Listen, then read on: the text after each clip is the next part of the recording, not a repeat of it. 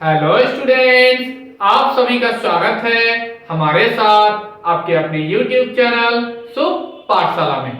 तो आज हम बहुत ही इंटरेस्टिंग और बहुत ही शानदार चैप्टर जो कि क्लास 7th का चैप्टर नंबर है 11 रैखिक समीकरण, जिसे अंग्रेजी में कहते हैं लीनियर इक्वेशन, इसे लेकर उपस्थित हुए हैं।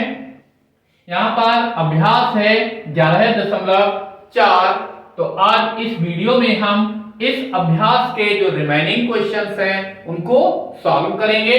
तो यहाँ पर क्वेश्चन नंबर है 9, इसे सॉल्व करते हैं। क्या कहा गया है? राम की उम्र उसके भाई से 10 वर्ष अधिक है। यदि दोनों की उम्र का योग 40 वर्ष हो तो दोनों की उम्र ज्ञात कीजिए। तो माना सबसे पहले तो ये देखते हैं कि किसकी उम्र कम है। तो राम की उम्र भाई से 10 वर्ष अधिक है, तो भाई छोटा है, तो जो भी छोटा होता है उसे मानते हैं। सबसे पहले माना भाई की उम्र कितनी है? मान लिया वो x वर्ष है। तब राम की आयु कितनी हो जाएगी? वो 10 वर्ष बड़े हैं, तो 10x में क्या करना है? भाई की आयु में जोड़ देने हैं। तो ये हो जाएगी x प्लस का 10 वर्ष। अब प्रश्न अनुसार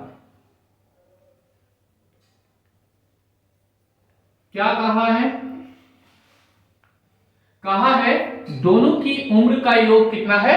40 वर्ष है।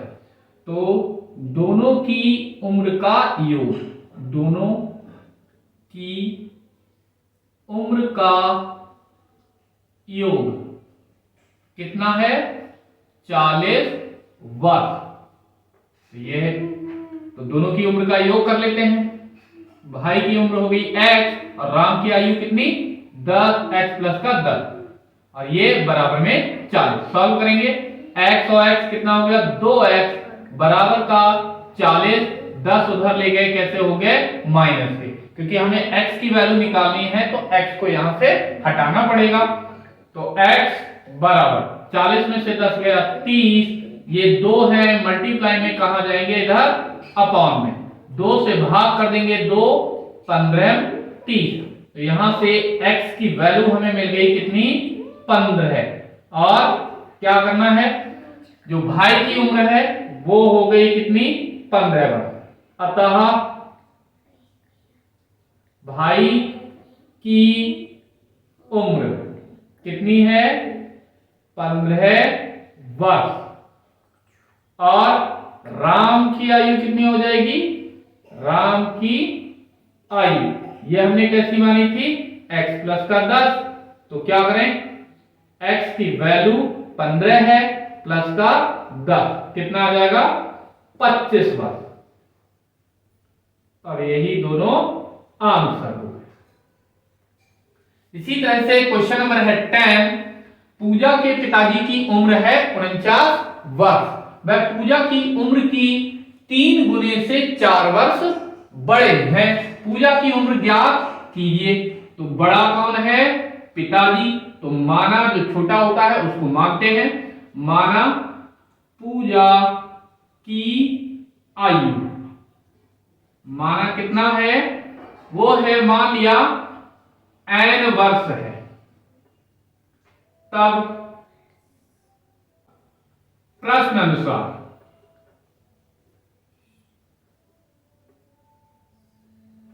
क्या कहा है? जो पिताजी की उम्र है, पिताजी की उम्र, और इधर पूजा की उम्र। तो कहा है कि जो पूजा की उम्र है वो 3 गुने से 4 वर्ष बड़े पिताजी हैं, वो पूजा की उम्र से 3 गुना बड़े हैं। तो कौन बड़ा है? ये पिताजी बड़े हैं। तो बराबर करने के लिए हमें क्या करना पड़ेगा? पूजा की उम्र को 3 गुना बढ़ाना पड़ेगा। तो क्या करें? इसमें 3 से गुणा करा दें। और फिर भी अब भी कितने हैं, 4 वर्ष और अब बड़े हैं, तो वो भी क्या करने हैं, इसमें जोड़ देने हैं, तब कहीं जाके दोनों की उम्र कैसी हो जाएगी, बराबर हो जाएगी। तो पिताजी की उम्र हमें यहां पर पहले ही दे रखी है 49 वर्ष बराबर, पूजा की उम्र को हमने n मान लिया है, गुणा 3 प्लस के 4 ऐसा का ऐसा है। तो क्या करें, 49 4 को इधर ले आए, ये हो गया माइनस के बराबर, तीनों n की गुणा हो गई 3n। तो यहां से 3n बराबर 49 में से 4 जाएंगे, कितने बचेंगे, 45। 3 गुणा में है, 45 के अपॉन में आ जाएंगे, 3 से दे देंगे भाग, तो 3 15 45। तो n का मान आ गया 15 है। तो यहां से हम कह सकते हैं ये n क्या था, पूजा की आयु। तो ये क्या निकल आया, पूजा की उम्र या फिर आयु कितनी है, 15 वर्ष। आंसर। नेक्स्ट क्वेश्चन है क्वेश्चन नंबर 11। क्या कहा गया है इसमें, मनु कहता है कि उसके पास तनु के पत्थरों से 6 गुने से 9 अधिक हैं। यदि मनु के पास 45 पत्थर हो तो मनु के पास पत्थरों की संख्या ज्ञात करने के लिए एक समीकरण बनाइए। तो आइए इसे सॉल्व करते हैं। हमें क्या ज्ञात करना है, मनु के पास पत्थरों की संख्या, तो मान यही ज्ञात करना है, इसी को मान लेते हैं। तो माना मनु के पास पत्थरों की संख्या, मनु के पास पत्थरों की संख्या, मान लिया वो x है। तब प्रश्न अनुसार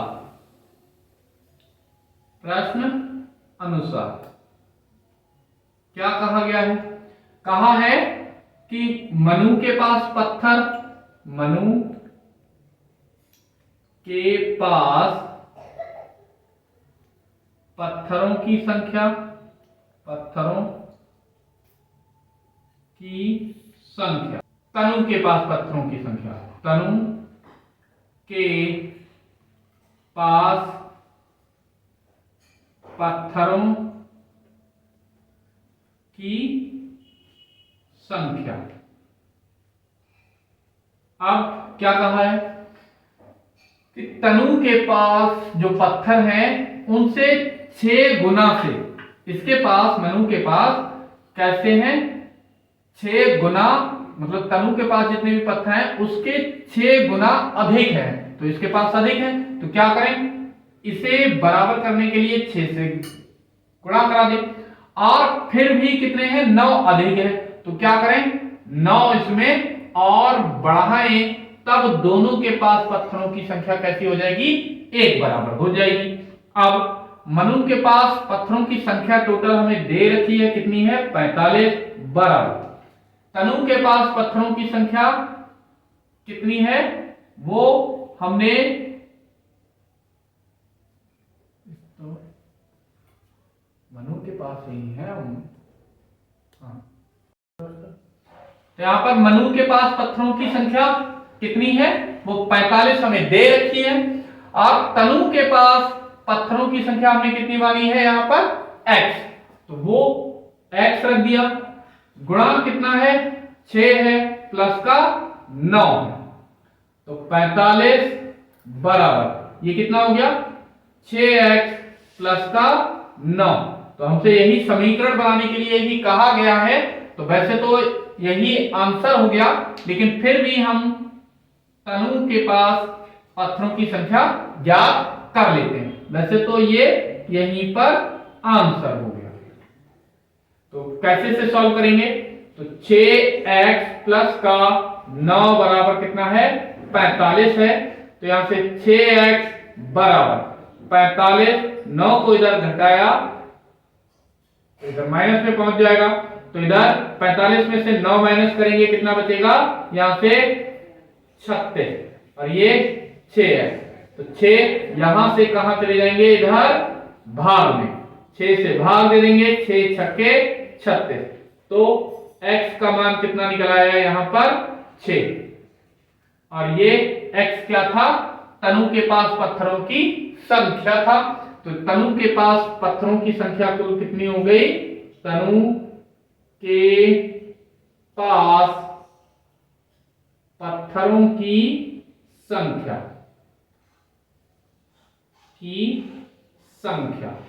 कितनी हो जाएगी?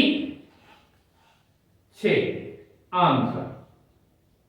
लेकिन हमसे इस प्रश्न में यहीं तक कहा गया है, तो आंसर इसका ये रहेगा। इसी तरह से नेक्स्ट क्वेश्चन है, अमित कहता है कि उसके पास अंशु की टॉफियों के 3 गुने से 5 अधिक हैं। किसके पास है? अमित के पास ज्यादा है, तो अंशु के पास कम है, तो माना जिसके पास कम होते हैं उसी को मान लेते हैं। माना अंशु के पास टॉफियां, अंशु के पास टॉफियां मान लिया कितनी है? टॉफियां मान ली x है, तब x टॉफी, तब प्रश्न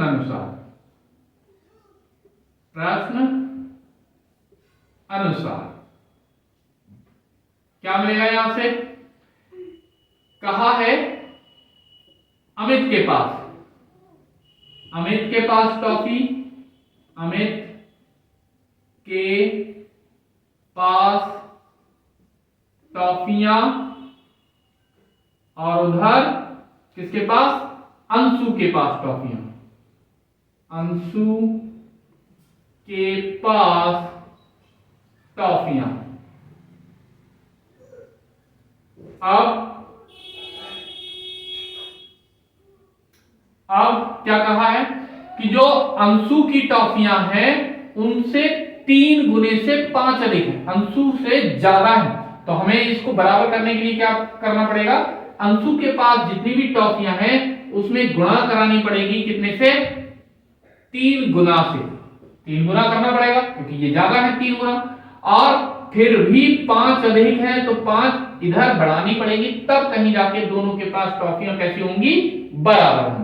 तो अमित के पास टॉफियों की संख्या हमें टोटल दे रखी है, कितना है? 17 है, बराबर अंशु के पास टॉफियों की संख्या हमने मान ली है x, गुणा में है कितना? 3 प्लस का 5, तो क्या बन जाएगी यहां से समीकरण? 3 और x की गुणा 3x प्लस का 5 बराबर 17 है। तो यहीं पर आंसर हो गया, क्योंकि हमसे केवल समीकरण ही बनाने के लिए कहा गया है। हालांकि इसे हम अंशु के पास टॉफियों की संख्या भी ज्ञात कर लेते हैं। तो यहां से क्या मिलेगा? 3, ये आंसर हो गया है, तो 3x बराबर 17, ये 5 इधर जाएंगे, माइनस के कितने हो जाएंगे? 12 है, और ये x 3 जाएंगे इधर बटे में, क्योंकि गुणा में है, तो 3 चौके 12, तो x बराबर कितना आ जाएगा? 4। और ये क्या है? अंशु के पास टॉफियों की संख्या। तो अंशु के पास टॉफियां, अंशु के पास टॉफियां, और यही आंसर भी हो गया। हालांकि हमसे ये पूछा गया। तो नेक्स्ट क्वेश्चन है क्वेश्चन नंबर 13।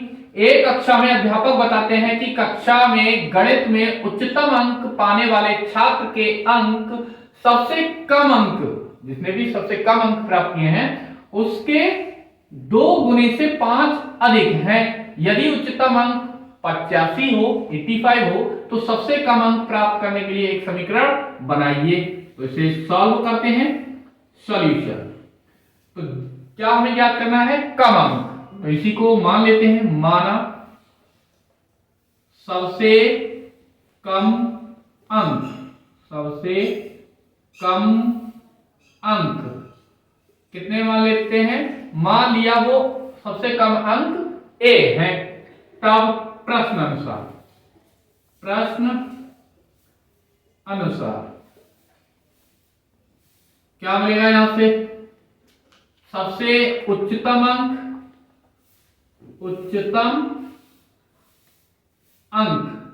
और दूसरी तरफ न्यूनतम अंक, जो मतलब सबसे कम है, न्यूनतम अंक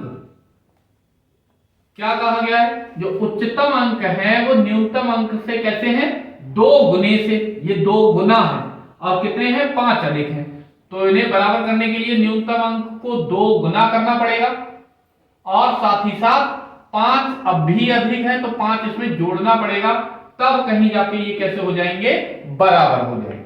तो इन्हें बराबर कर लिया। उच्चतम अंक हमें पहले ही दे रखा है, कितना है, 85 है, बराबर ऐसा कैसे ही। न्यूनतम अंक हमने माना है कितना है, a है, गुणा 2 प्लस का 5, तो गुणा करा लेंगे, 2a प्लस का 5 बराबर कितना, 85। तो यहां से a का मान निकालना है हमें, तो क्या करें, 2a बराबर 85, 5 ले गए उधर, हो गया माइनस का, तो a बराबर कितना हो जाएगा, 85 में से 5 गया 80, बटे में आ जाएंगे 2 से इसे भाग दे देंगे, हो जाएगा 40, और a का मान आ गया 40। तो यहां से a क्या था, न्यूनतम अंक, और हमसे यही पूछा गया था, सबसे कम अंक, यही आंसर भी हो गया। हालांकि हमसे इसमें समीकरण बनाने के लिए कहा गया है, तो समीकरण हमारी यहीं पर ये हो जाएगी। इसी तरह से नेक्स्ट क्वेश्चन है, क्वेश्चन नंबर 14। क्या कहा है इसमें, एक आयताकार पार्क में लंबाई चौड़ाई से 2 गुनी है, तो यहां पर ज्यादा कौन सी है, लंबाई, तो माना छोटा है चौड़ाई, तो चौड़ाई को ही मान लेते हैं। माना चौड़ाई कितनी है, वो x मीटर में दे रखा है, तो मीटर, तब लंबाई कितनी हो जाएगी, लंबाई हमसे कहा गया है ठीक कैसी है, चौड़ाई की 2 गुनी है, तो इसका 2 गुना कर देना है, कितना हो जाएगा, 2x मीटर। प्रश्न अनुसार अब यहां पर कहा है कि आयताकार पार्क है, तो पार्क कैसा होगा, इस तरह का, ऐसा। अब इसमें ये पार्क हो गया, तो ये हो गई इसकी लंबाई, और ये हो गई इसकी चौड़ाई। तो चौड़ाई यहां पर हमें कितनी दे रखी है, x, और लंबाई कितनी दे रखी है, 2x, ये 2x है, तो क्या करना है, x ये, तो ये भी x, 2x ये, तो ये भी 2x, क्योंकि आयत की विशेषता होती है उनके आमने सामने की भुजाएं बराबर, ये बराबर इसके, और ये वाली भुजा बराबर इसके। तो पार्क का परिमाण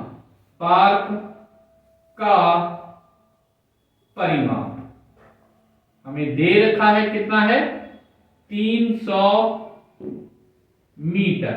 तो यहां पर पार्क का परिमाप क्या होगा, सभी भुजाओं का योग होता है परिमाप, तो इन सभी चारों भुजाओं को हमें क्या करना है, जोड़ना है।